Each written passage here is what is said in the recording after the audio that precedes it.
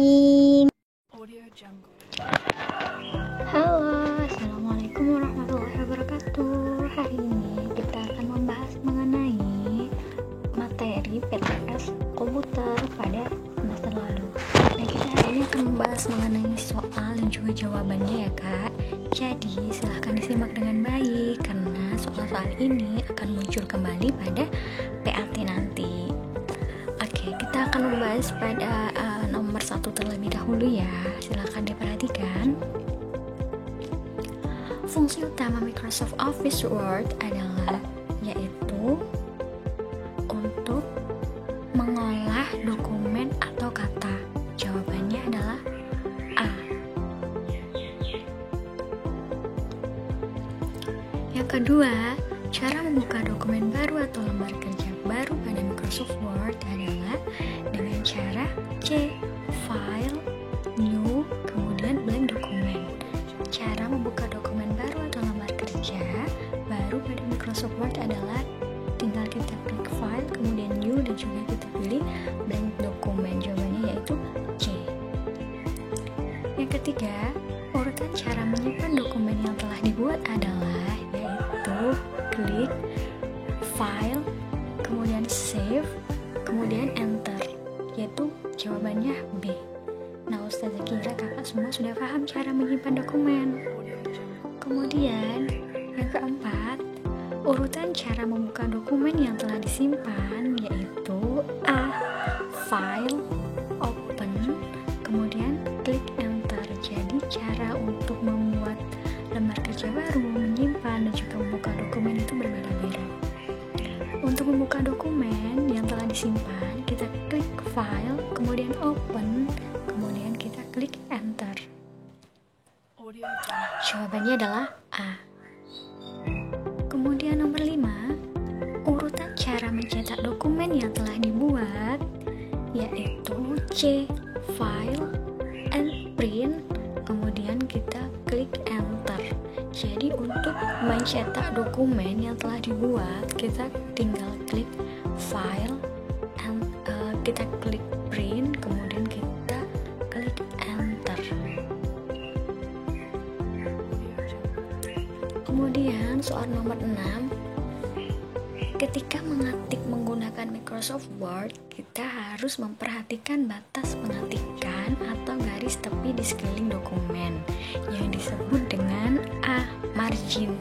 Jadi margin ini berguna untuk memberikan garis tepi pada batas pengetikan. Jadi ketika kita mengetik pada Microsoft Word, maka hasil ketikan kita itu tidak terlalu mepet pada ujung kertas. Jadi ada batas atau garis tepinya seperti itu agar tulisan atau hasil ketikan kita terlihat rapi.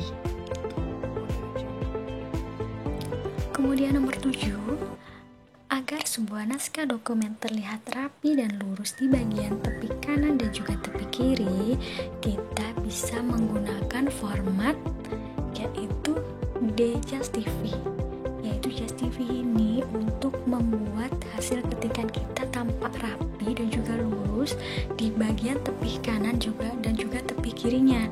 Jadi dia merata, tidak hanya di bagian kanan atau tidak hanya di bagian kirinya saja, namun dia bisa merata sehingga terlihat dengan rapi.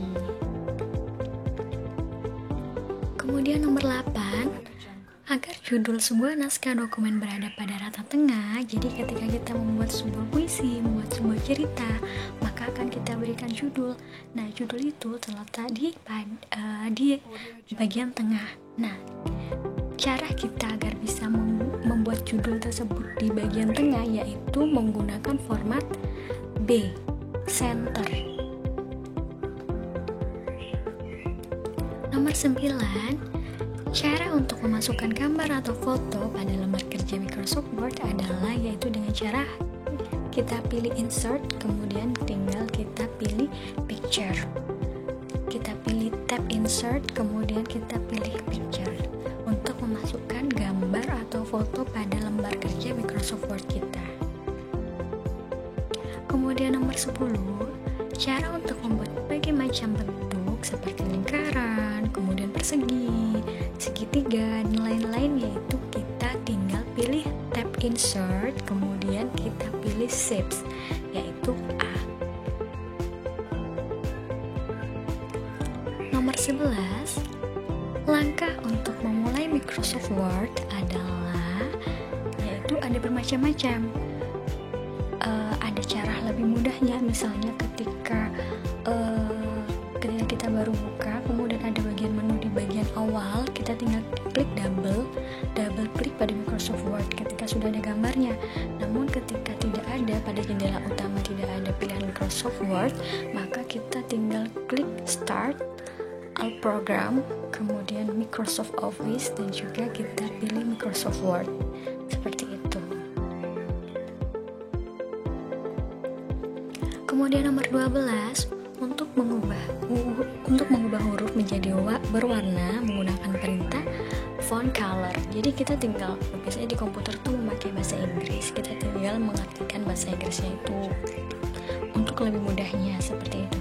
Jadi untuk mengubah huruf menjadi berwarna, jadi kita bisa memberikan warna pada huruf-huruf yang sudah kita ketik, yaitu dengan cara mengetik font color.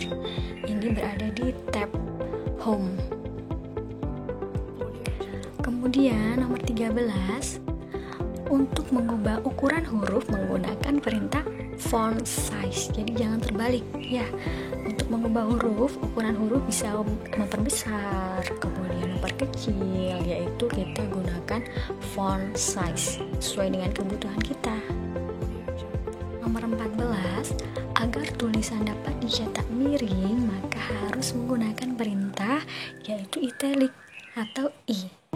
Jadi tulisan kita bisa dicetak miring, bisa dicetak tebal, maupun bisa diberikan garis bawah.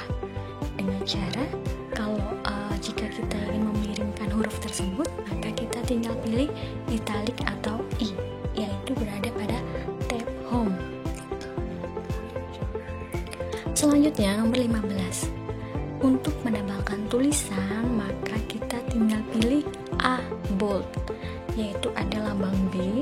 Jadi bold, italic, dan juga underline itu berada pada satu baris di tab Home. Jadi kita tinggal pilih salah satu sesuai dengan kebutuhan kita.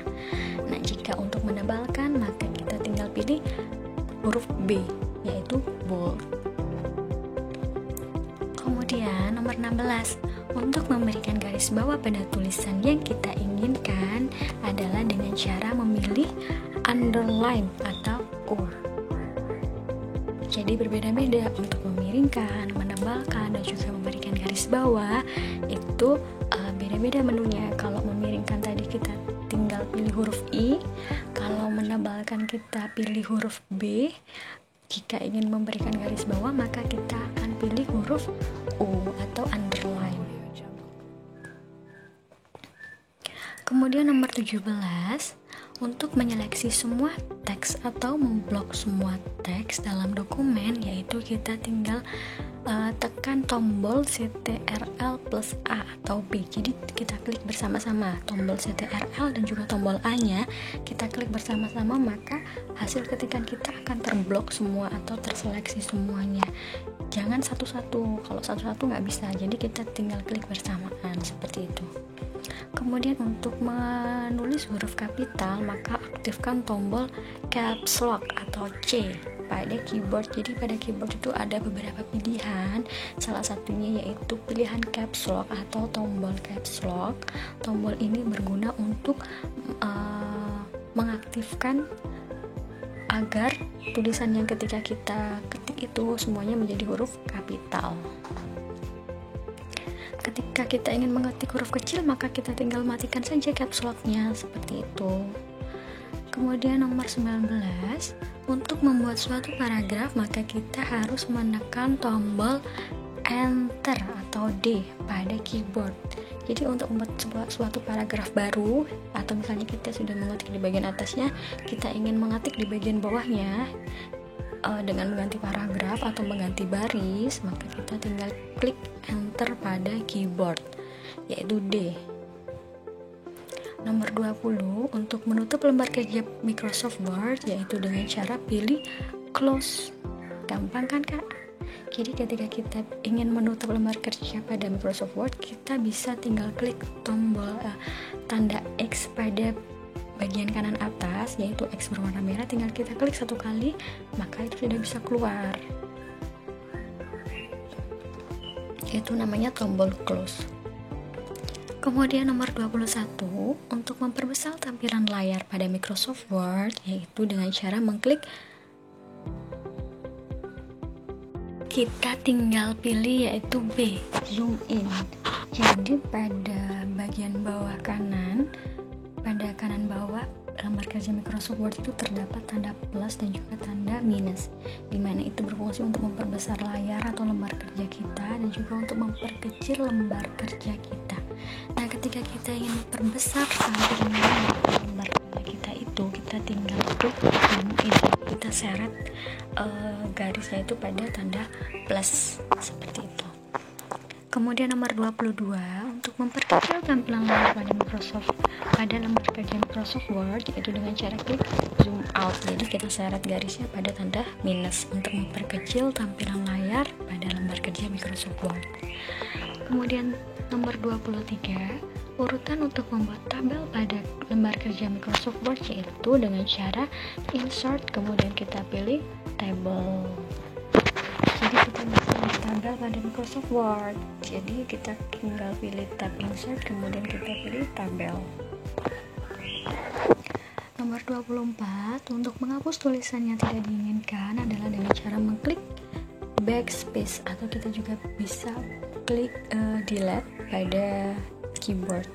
Jadi untuk menghapus tulisan yang tidak diinginkan, misalnya kita salah ketik atau kita ingin menghapus gitu, kita tinggal klik backspace ini yang terdapat pada keyboard, atau kita juga bisa klik delete pada keyboard. Kemudian terakhir nomor 25, untuk mengatur spasi pada tulisan yang telah kita buat adalah dengan cara mengklik line spacing. Jadi untuk mengatur jarak antara baris satu baris lainnya, kemudian huruf dari kata satu ke kata lainnya, tinggal kita klik line spacing. Jadi ini adalah 25 soal komputer pada PTS kemarin. Nah, kemudian kakak bisa pelajari materi ini sehingga nanti ketika PAT nilainya tidak lagi kurang seperti itu ya. Jadi yang rajin semua belajarnya, kemudian pelajari materi-materi yang saya sampaikan.